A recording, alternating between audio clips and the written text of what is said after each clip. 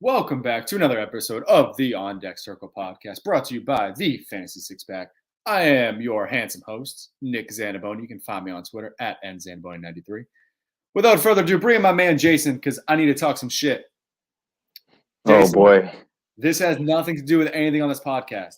Okay. Tell me, who has the second most wins in the Eastern Conference in the NBA? Ooh, I already know just because you asked me. It's the Boston Celtics. The Boston Celtics. My Bulls are going through some struggles, man. I feel like every time I turn on the game, it's just another top. The Eastern Conference is just so stacked right now, man. It's so insane. Good. So good. We're playing Milwaukee tonight. It's like we don't ever get a break, man. And they just keep losing, and it's unbelievable. And like the Celtics just keep winning, and it's great until they lose in the playoffs. But like right now, I'm very happy. I'm like not dreading throwing a game on. And all right, yeah. Before Dave gets mad, I guess I'll talk about baseball. I knew you were going to bring up the Celtics. Because I'm like, if you're asking me, it's about the Celtics. It's always about the Celtics. Their last 10, they're 9-1. I think they've won 26 out of their last 30. Like just like ridiculous numbers. And I've been to all of the games, so that's fantastic. But hey, spring training baseball is back. We got games in session, and you're over here gloating about the Celtics, man. Today, so like. That's fun. A little bit of money line when they're underdogs. Hell yeah. Dave, come on in. You know, I like how baseball is back and you're bullshitting about basketball. That's what I'm saying. So, hey, you know what, though? On that note, I would like to let Jason know, Jason, I do have a nice bet on the Bulls tonight, +9. Ooh, see, I got him at 8, though. But, yeah, I took +8. I almost put money on him +8, but I don't know why I didn't. Did you buy the point? No. I was gonna put. I was making dinner. Honestly, is what I think happened, and I set my phone down. And I came back, and Zach LaVine was ruled out. Oh right, yeah. It went to +9, and I was like, you know what, I'm gonna do it anyway. So yeah. But anyways, that apparently this is a basketball. This is a basketball podcast. Well, maybe on Wednesday nights we'll talk NBA. I won't be able to chime in too much. My Pistons are not doing so hot, but hopefully the balls bounce right for us and we get Chet Holmgren. That's what I'm hoping for. So if you want a skinny white guy, I can do that for you. Okay, I got you. All right, man. Well, hey, let's get into this here. Oh, wait a minute. Oh, hey, we have a comment. Somebody says screw basketball. They want to hear about The Bachelor, Nick. That's right up Nick's alley right there. But you are forbidden from talking about The Bachelor. So listen, I have some things to say. Oh, I bet you do. If we didn't, he's got a play-by-play breakdown. If we didn't have a great guest joining us and we had a few extra minutes, I would entertain some Bachelor talk. So I just want to ask you one question real quick. Is the season for The Bachelor over, or is it still continuing? That's all I wanted. That's all I want to hear from you. Last Monday was the season finale. Okay, so here's what we'll do. I promise you, I will give you some Bachelor talk tomorrow, or not tomorrow, next week. Deal? Okay. All right. I promise. Okay. Don't they have like Bachelor fantasy leagues? I feel like I've heard of this before. Yes, they do. Jason, that's too much. Jason, too much Bachelor talk. Okay, sorry. Yeah. We'll cut it off. Moving on. We got a special guest this week. This is going to be the last one because baseball is back, as Nick said. So we're actually going to get into some real baseball talk instead of all this off-season stuff. So I want to bring in our special guest this week. It is none other than Eric Zane, who is the host of the Eric Zane Show podcast. Welcome, Eric. Hello, gentlemen. Thank you for having me. Yeah, if anyone's curious why we were a couple minutes late, you can blame the guy in the bottom left. He was over there. I don't know what he was doing, but he was doing something other than being here. I'm so sorry. What is the dog's name? Well, there's two. O'Neill is the one that kind of has the beagle face. And then my name is over Bruce, who's a Frenchie. Oh, cool. So Bruce and O'Neill are here with us, guys. You have a phenomenal radio voice, and this is I know. already. Thank you, guys. I appreciate that. He really should think about, maybe starting a gig in the radio business. Maybe like a podcast or something. Maybe name it after yourself. Something. Maybe a little of this, little of that, whatever it takes to move the meter, I mean, so one thing that Eric and I have in common, we both have a face for radio. What? Oh, wait a minute. Wait a minute. I didn't know we were recording. I'm sorry about that, Eric. I didn't know you could hear me. That's all right. I got ripped on by a guy. He's got 8,000 baseballs behind him. Hey, man. What do you got? You don't like my balls? No, they're great. You're gonna be looking at my balls all night, Eric. Okay. Fair enough. So Eric, why don't you go ahead and introduce yourself a little bit? Tell people who you are, what you got going on, where they can find you. Well, thank you. First of all, I host the Eric Zane Show podcast. I do it every single day, of the week, Monday through Friday, minus the weekends. And wherever you download podcasts, you can hear the audio. And I'm also on Twitch, twitch.tv/Eric Zane Live, 8 a.m. Eastern time, Monday through Friday. So yeah, this is my job. I actually dove into this and didn't expect it to be my job. But I was fortunate to have enough of a footprint from the radio days that I was able to, survive. So that's all I've done for 3 years and 3 months. I have a question. Please. Why is it not the In Zane podcast? That's funny. Yes, I actually have one of my side gigs is I do a Northern Michigan radio show called the Insane Asylum. So, okay. You aren't that far off, but yeah. I guess the word is brand. My name is my brand, so I kind of just went with that. Yeah, no, nice. Well, I want to bring up a point too, real quick. Little known fact: I lived in Michigan for roughly about 5 years, and at that time, I listened to was it like Free Wings and Beer show in the morning? Correct. On I don't know what channel it was, man, but I was a college student. And I kind of kept that from Dave. I knew who you were before you came on. So I'm actually pretty cool. I thought you might, Eric. I'm guessing that the answer is no. But did you want to share a free beer and hot wings story? Boy, there's a lot of them, man. I bet there are. Oh my God, I don't. To suddenly just on the spot park on one. I do have that ability. So let me think. Okay, the show.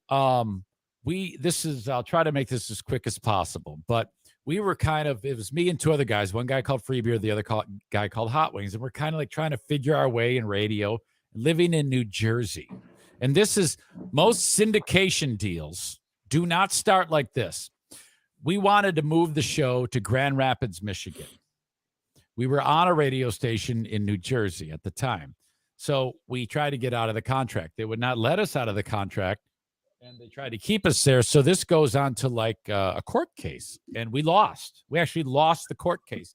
And so I was on the steps of the Trenton, New Jersey courthouse. And our lawyer walks up, who was a terrible lawyer, but he walked up to their lawyer and says, how do you expect to keep these guys here and happy after you just, they don't want to be here and they want to go back to Michigan where they grew up. And the guy says, well, why don't we just syndicate it? If somebody would have just asked us, we would have syndicated it. And we went, wait, that's all it takes? We just sued you. You sued us. So from there, we did Grand Rapids and New Jersey, these 2 radio stations, a little syndication deal.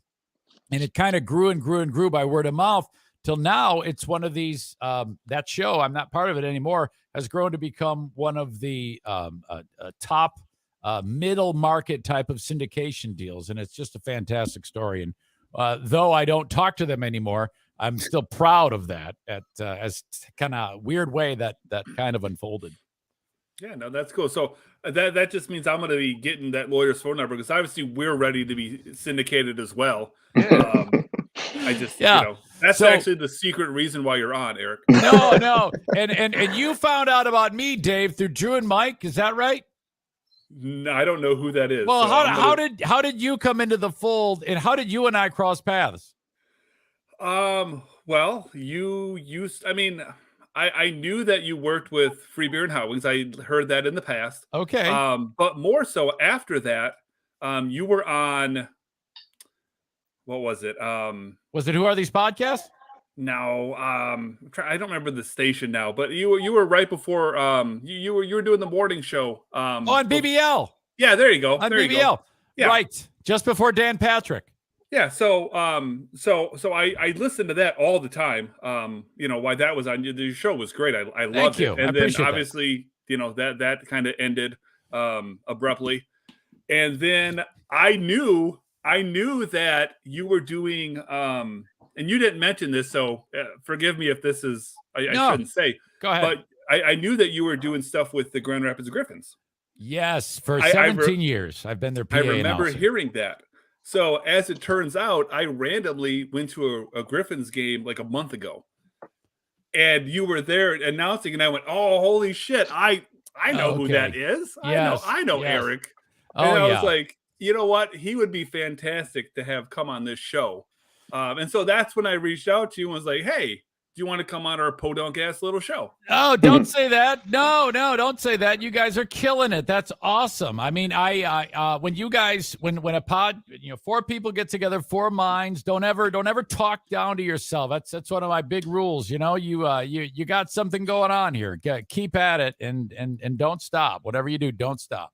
Well, here's what's going to happen. If we keep letting Nick and Jason talk about basketball, then we're the Bachelor, we're gonna be forcefully resigned from this. Yeah, listen, you guys start doing your thing on baseball, and I will chime in. Now, I do have thoughts about it, but you're gonna have to lead me to the water before I drink. Okay, because I can't wait. All I know, okay, this is the extent of what's going on currently that I've been aware of, and that is how this whole labor disagreement, and I guess the young player, they wanted more money for the young players, and I was like, oh, fuck that shit. Just give the, I hope I can swear on this. Just get in there and play baseball. I mean, come on. I mean, seriously, these guys are bitching over the dollars and cents. The fans want baseball. Get your ass on the field.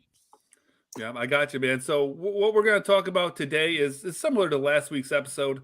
We're going to talk about some of the other, signings or trades that happened, and we're just going to kind of run through those real quick. I thought that it'd be a great idea since Jason is a Cubs fan and Nick is a Red Sox fan, that they both had some, pretty big signings here recently. So we're going to dive into that. And Jason, we're going to start with you.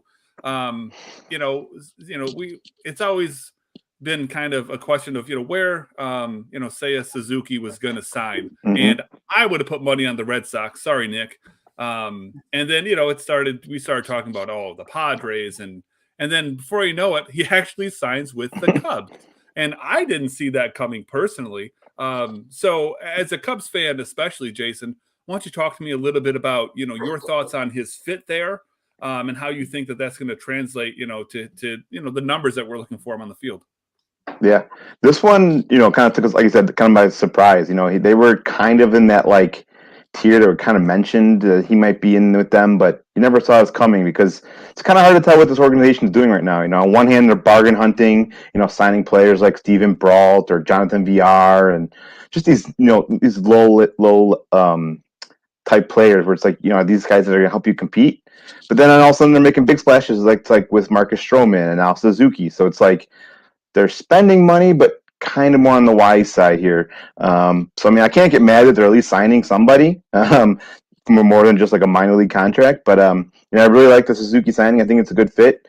Obviously, they think a ton of him. They spent almost $100 million between a posting fee and his contract. So they must think highly of him. Talking about a guy that's got a big power in the bat. Is over the last 3 seasons in the NPB, hit for 91 home runs, including 38 home runs last year. Hits for high average, 317 in 2021, which actually led the Japanese Central League.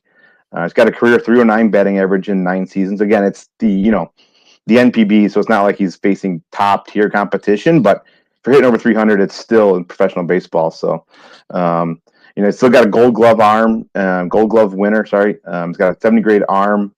So the defense is there, and I think he's going to hit in the middle of that order for the Cubs. It's not like there's anyone really taking at bats from him. He probably pushes, Hayward to either the bench most likely or center field as like a late game defense sub. It's not much, 5 years. I don't know where that window is really. I know they got a lot of young guys in that system, so I don't know if that was the only confusing part to me is, where does this 5-year contract fit into their window? There's a little head scratcher there, but other than that, I mean, it's a great sign. You can't argue with it. I can't hear you. Yeah, you're on mute, I think, Dave. Oh, because I'm stupid. I think the biggest head scratcher for me is just simply the fact of, I think that to some extent, now granted it's a small extent, I think that kind of makes, Brennan Davis's time coming up a little more interesting. Now, obviously, if you look at the outfield, they've got Suzuki. I'm sorry. They got Suzuki. They got Ian Happ. And then after that, there's, not much to talk of. You got Rafael Ortega, Clint Frazier, Jason Hayward. So some combination of probably Ortega and Frazier get the majority of those at-bats. And I'm not saying Davis isn't going to, just push himself into that, into that spot. But it does make me a little bit concerned about maybe, how the Cubs view Davis. Just because that's just not a place and not a position that I expected them to spend money in. Same. All right, Nick, you ready for your? Oh, go ahead, Eric. Is every guy named Suzuki a great baseball player? It's pretty close. Yeah, that seems like. And that's as common. That's a very common name in Japan, I'm guessing. Kurt, also good. There's some guy named Ichiro that I think people have heard of. Sure. Isn't he's an older, he doesn't play baseball anymore. No. Does he do anything in Japan anymore? I think he coaches. Because he was a spectacular player all the way till the end of his career. Wasn't he effective? He was great. He was fast as shit. I mean, he was stealing bases at an advanced age. Yeah, and then he came over to the U.S. Most guys come over, older, if you will. You know what I mean? Like right. even the Suzuki, he's coming over here. I think he's 27. Yeah, 27. Yeah. So that's old for, like if it was to be a prospect coming up, like with the Tigers, like if Riley Green didn't come up till he was 27, you would think he played for the Rockies. Right. But little dig there. But so it's a little bit older. That's the same thing. Ichiro came over a little bit older. So even though he's got, a bunch of records and all this, if he would have came over, 3, 4, 5 years earlier, he'd be even more renowned. I wonder what type of money they make in that league. Did you say it was the Nippon League? Is that what it's called? Yep. I wonder what they earn in that. Not nearly as much as they get. I think they get paid in ice cream. Right. Pints of ice cream per hit. There's Neapolitan ice cream. Jason, are you worried where you're going to get a Kasuke Fukudome feel with this? I don't even know. Yeah. I mean, the one thing I obviously, aside from Ichiro, let's be honest, the track record of, elderly baseball coming over from Japan is not the greatest track record. So there's always that little bit of, is there going to be that translation from, can he translate what he did in Japan to America? We'll find out. Yeah, we will. All right, Nick, your time to shine, my man. All right. Trevor Story. I'm going to need your help. I need some time travel music, like going backwards and not forwards. What's the Back to the Future soundtrack? I don't know. Just make some noises, Eric. Make noises. You say, hold on. Let's go back in time. Nice. All right. Perfect.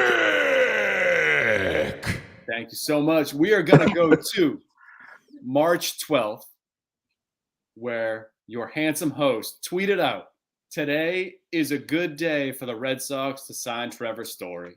You know what's funny, Nick? I don't remember tweeting that. What, you? Yeah. Oh, good one. I don't recall tweeting that, but continue. In my mentions, the one reply is from this esteemed host that is right above me. And it says, "Careful what you wish for." Yeah, careful what you wish for. No longer than 8 days later, the Red Sox indeed signed Trevor Story. But that wasn't me saying he wouldn't sign there. That was me saying, be careful what you wish for, because I don't know that I trust Trevor Story. And you're not allowed to say the word splits for the next 4 minutes. Okay? Well, that's not fair. You can't use the word That's splits. fair. That's not fair. What are you, 5? That's not fair. Yeah. Well, splits don't mean shit. Right. All right. Nolan Tell- Arenado, still Tell, good. tell DJ Willie Leiter, Adames the still good. splits don't mean shit. What? Tell Willie Adames splits don't mean shit. Get out of here with Willie Adames. We're talking. It's story time, ladies and gentlemen. I've got So my notes. Look at this. I'm actually prepared for a show today. all we had to do was to get the Red Sox to spend Yeah, right. a ton of money, and Nick's all in for a change. So Showed up on time. I showed up on time. I'm drinking during the show. It's really just no. But I mean- I'm very excited. He's going to be second base for the Sox, and it's only going to up his value because Oh, how many drinks have you had? Yeah. Zach? What did Nick? you Just do? empties off to the side of the computer. I'm It hearing was my dog bottles and my tinkle girl. over. Clink, clink, clink. but Nick hasn't stopped I'm drinking saying since he signed. he's a top 30 guy now. He's in an actual lineup. I think he goes 30 for 30 and 30 this year because he's actually on a good team, so they're going to need to steal bases. He kind of phoned it in last year, I think, because he knew the Rockies were trash. So he wasn't stealing as many bags, and he still stole 25. So, like, on a good team, the only thing is the Red Sox don't love stealing bases, but they've never had someone that can actually do it. You So, mean like Mookie Betts or, Mookie Betts didn't steal bases Mm. because they were worried Okay. he'd get hurt. You don't worried about Trevor Story getting hurt though. He has a fine elbow. That's why he's playing Oh, second man. base. First of all, Shortstop on the Red Sox. So first of all, he's not going 30-30. You can forget about that. 20-20, as long as he's healthy, sure. The second base. $100 right now. He Oh, goes absolutely. Oh, yeah, $100 right now and 30-30. Absolutely, yeah. I'll shake on The that. all dog day long. doesn't like that. The dog does not like that. Yeah, that's terrible. He's not going 30-30. I think the best thing about this from from like a dynasty, like a fantasy perspective is he's going to get that Trey Turner bump because he's going to get second base eligibility. Yep. And all of a sudden, second base has gone from kind of a dumpster fire to holy shit, You've got some once dudes. once you add Trevor Story to the second base eligibility, wow. I mean, that makes a world of difference. So, Jason, do you still have Trevor Story from me in 30 Rock? Nope. I Oh, tried to you get him from dumped him? Rodan. Okay. Well, From Clay. had I known he was going to get second base eligibility, I never would have traded him. But so be it. Moving on to Carlos Correa. So, boy, who raise your hand if you thought he was going to sign with the Twins? Yeah, fuck you. Yeah. I don't even know what the fuck it is. I know. That's all right. So, I mean, this is the guy that I honestly thought the Tigers were going to make a huge push for. The AJ Hinch, fit. The Tigers needing a shortstop fit. It just made perfect sense.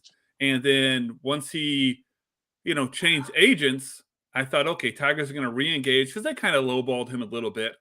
And then you see the deal that he signed with the Twins, and it just makes you wonder why anybody else didn't match it. He's almost on consecutive one-year contracts. Like, why didn't the Yankees do this? Why didn't the Tigers do this? Just because I'm a Tigers fan, but no one else is thinking that. But it's interesting because if you look at the Twins, all of a sudden, like they've made a ton of moves, and they all of a sudden have a pretty nice offense. They don't have much pitching to talk about. I mean, they traded for Sonny Gray, but after Sonny Gray, you got Dylan Bundy. I don't know how much you can rely on him. Bailey Ober, Joe Ryan, and then not to give too big of a brag, but then right now penciled in number 5 is Lewis Thorpe, who may or may not follow me on Twitter. But that offense is pretty stacked. If they stay healthy, you're looking at Buxton, Arias, Correa, Polanco, Sano, Kepler. We get down to Gary Sanchez, Alex Kirilloff, who, if he's your 8 hitter, I think that says a lot. And then Gio Urshela. So in reality, if everyone's healthy, and if they were to play, I wouldn't say to their ceiling because that's never going to happen. But if those guys play somewhat to their potential, you can't tell me that's not one of the top 5 offenses in baseball. Like seriously, I mean, they can't pitch to save their life, but they've done a lot with that team. And if they can get some pitching, watch out. But I guess the point of me saying that is that I don't know if Correa could have landed in many better spots because I think that he's got the opportunity to put up a lot of counting stats, assuming that he stays on the field. Yeah, I think the biggest head scratcher you said is that contract. I mean, yeah, it's a high AAV, but I mean, for 110 million, I mean, what team? I mean, who wasn't? I don't understand why. Maybe he chose Minnesota or what, but that seems like a steal. Yeah, it's crazy. What do you think, Nick? I think Trevor Story is the best. No. I mean, it's a steal. I think the Twins are going to be a legit team this year. It's so funny because this whole offseason so far for them, I was like, are they trying to be good? Are they trying to be bad? And then once they signed him, I was like, oh, okay, I guess they want to be good. But I think the change of scenery for Sanchez is going to be huge for them. I think he's still going to mash, and these guys are going to get on base. And Correa is only going to add to that. Yeah, for sure. I mean, yeah, it'll be interesting. So sticking in the best division in baseball, the AL Central, we would be remiss if we didn't talk about the Royals signing Zach Greinke and trading for Amir Garrett. Now, I don't know if Greinke just simply signed there because he's kind of final year of his career, maybe going back to where he started. No pressure. Kind of weird that some contender didn't, maybe make a better push for him. Or to be fair, the Royals very well are just going to dump him at the deadline, assuming he's healthy and pitching well. And that's where he ends his career. But I didn't see him trading for Amir Garrett. That was interesting. And if you, again, look at this Royals team, I think this Royals team is actually sneaky good. And their rotation, if everyone were to, I mean, a lot of these guys didn't pitch well last year, but I think that the ceiling of these guys isn't too bad. I mean, that rotation currently sits as Greinke, Keller, Brady Singer, Chris Bubich, and Carlos Hernandez. And yes, Eric, his last name is pronounced Bubich. That really that's what perked my ears. Yeah, I knew it did, and I wanted you to understand that you didn't mishear me. It is Bubich. Well, I'm a fan. I'm a fan of anybody who has survived. Can you imagine the bullying there? And he is still a peak performer. Boob itch. What? Or that alone is that alone is like a 30 for 30 waiting to happen. Yeah, and you're right, Nick. It could be boob bitch or boob itch. Boo bitch is even better. Yeah. Hey, boo bitch. I mean, they stuff them in a locker. Get in there, boo bitch. Boom. Yeah. No. Almost spit out my water. Yeah. Well, anyway. Yes. Anyway, I have no idea what the fuck you're talking about. Well, let's move on to the last one. We'll get into some bigger names. I just thought that it was interesting that the Royals made those moves. Specifically, I know the Reds are getting rid of everybody. But you can't have enough arms, specifically in the bullpen. And so for Amir Garrett to be obviously available and then to go to the Royals is a bit of a head scratcher, but maybe they think that they know something we don't. I mean, I don't know that they can compete for one of those extra wild card spots there, but never know. If that pitching comes together and Bobby Witt Jr. comes up and is the real deal, I mean, that team can make some noise, of course. And then the last one here, we got the Phillies signing my former Tiger and the only prospect that I've seen in my lifetime come through the system and actually produce, Nick Castellanos. And then kind of Nick's boy, maybe-ish, Kyle Schwarber. I mean, those guys go to Philly. They're not going to play a damn lick of defense, but boy, they can sure hit. I hate to be the pitching staff and get those two guys being signed. But it is what it is, Jason. What do you think about the landing spots there for those two big bats? Yeah, I mean, that lineup is now just completely stacked. I mean, you got Rhys Hoskins in there. I mean, this team's gonna score some runs. I feel like Schwarber's probably gonna DH for them mostly, so I don't know. You mean he's not going to play first base? Yeah, exactly. I don't have to worry about too much about. Although I don't know. I mean, there's a couple other guys. I think like Rhys Hoskins might be a DH candidate as well. Yeah, so I don't know. But yeah, so I don't really have to worry about Schwarber's defense, thankfully. But those two guys, I mean, you're now adding 60 home runs combined at least between those two guys.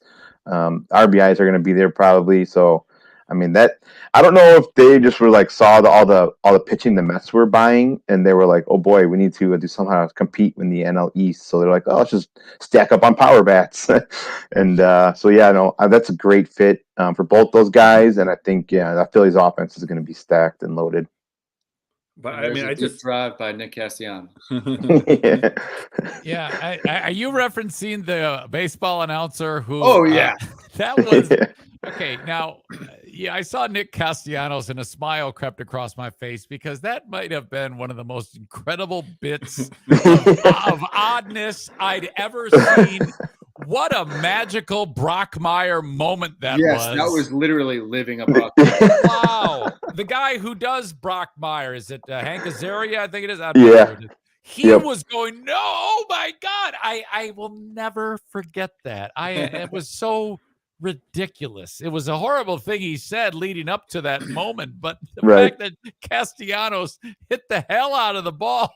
And then he just maintained the call. And he had to do this while he's saying goodbye to the world. I mean, it was just perfect. So great.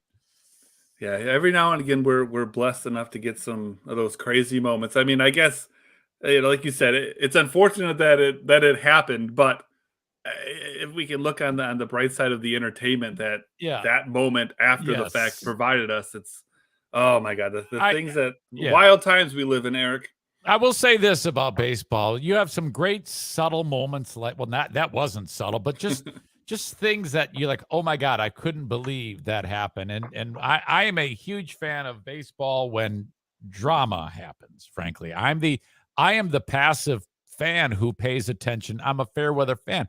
And then that's what I think a lot of people are, but all it takes for me is to have a team win. And it's like, all of a sudden I'm all in. I don't know if you've ever dealt with anybody who's like that, but that's kind of where I am. See, so what'll happen is the Tigers will be competing for a wild card spot here in about 5 or 6 months. And Eric will be able to name at minimum 3 players on that team. Yes, at minimum. Right.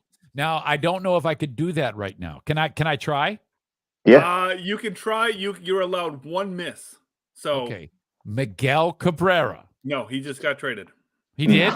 No, I'm just fucking with you. That's okay. Fulmer. Yep. Okay. Nice. Okay. That was a good one. I'll give it to you. Michael Fulmer. Michael Fulmer. Cabrera. And that's all I can do. I can't do anybody. That's terrible. Oh, I mean, this. Want me to give you a fun name that you won't forget? Yes, please. Okay. Akil Badu. Oh, my wife's better at this than I am because she's actually a pretty damn good, excellent baseball fan. And she loves him because wasn't he the guy who his mom and dad went crazy because he had a home run in his first game last year or something like that, or his first at bat, first pitch. It was like first pitch. He smashed the hell out of the ball. It was great. So, So what I learned is I should have had your wife on as a guest. Oh my God. Absolutely. I'm not kidding you. She could come in here and my wife is a talent. I am not kidding you. She is excellent. All right. Well, I'll keep that in mind. And if we ever need a co-host, because what happens is every now and again, we'll have a show that starts after 7:00. And that's after Nick's bedtime. Oh, okay. And so if we have to go at 10 p.m. All right. Listen, Nick, no one's talking to you right now. We're talking about just hold on. So if we have a show at like 7:30 or 8:00, all of a sudden in a pinch, I'll let you know. We'll have your wife come on. Yes. Okay. I will say this. I recently watched a baseball documentary about I think and I had never heard of this person. But I fell in love with the story. Rick Ankiel, who you guys must know. And wow, what a dramatic thing that was. That was such a fantastic piece about that guy. Jason, what's the one that they had on about a year ago? Oh my gosh. It was you that told me it was on TV. We talked about it on the podcast. It was the guy who tried to commit suicide. Drew Robinson. Yeah, Drew Robinson's story, ever so briefly. Yeah, so there's always been talks about the minor leaguers and their struggles to the mental health. He decided he was going to try and take his own life. And I say try because he shot himself in the head. except the bullet went out his eye instead of into his brain. He sat and laid on his couch for 24 hours, I think, at least. Yeah. He took a shower with a hole in his head. It's an unbelievable. I think they did. ESPN did a 30 for 30 on it. Yeah. It's really remarkable. He obviously lived and has now been out. He was, I think, cut from. He tried coming back to baseball last year. He was obviously cut, and I think he coaches now. I believe in some minor league aspect. But yeah, really bizarre story. Sign him to the Pirates. But yeah, you should check it out if you got like an hour sometime, because this guy literally goes from attempting suicide. I believe he lost sight in that eye, and then he's still playing baseball at a relatively high level. Like, that's awesome. It's insanity, and then just his just his mindset on life now and everything. It's a crazy story. But it ends well. So definitely something to check. What was it? Drew Robinson, you said, Jason? Yeah, ESPN. I think it's a 30 for 30 on ESPN. So if you have access to that. All right, Eric. Well, hey, man, we appreciate you coming on, even though you were late. We will accept it. I will never let you forget that, just so you know. That's okay. It's okay. I'm sorry. But if you want to go ahead and have one last time here before we let you go, anything you want to plug real quick? No, I mean, pretty much Eric Zane Show podcast, wherever you download podcasts. It's 2 hours every day of me ranting and raving with the dogs alone. And it's fun. I hope it's fun. Check it out. All right, everyone check that out. Yeah, thanks a lot. Thank you. We appreciate it, Eric. Next week, boys, it is our 50th episode, And we got Bachelor Talk. Oh, and we got Bachelor Talk. Well, but I don't want to listen. I'm not trying to scare people off, Nick. I'm trying to get people to come back next week. I think if we advertise some Bachelor Talk, we will get more viewers. Triple D's on The Bachelor. if you tweet and say something about Bachelor, I will make sure that Keith and Joe and myself we'll all retweet it for you. Okay, buddy? All right, buddy. Bring us your top 10 Bachelorette moments. Yeah. But I'll do it. What we are going to do next week, though, is we are going to run through. We're going to talk about. We're going to make our calls for dynasty purposes. AL MVP, NL MVP, ALNL Cy Young, and ALNL MVP or MVP, Rookie of the Year. So we're going to cover all of those next week with our guys, what we think is going to happen. So you'll want to check that bad boy out. We will see everybody next week. Yes, sir. Thanks, guys. I see you guys. Thank you. Thanks, Eric.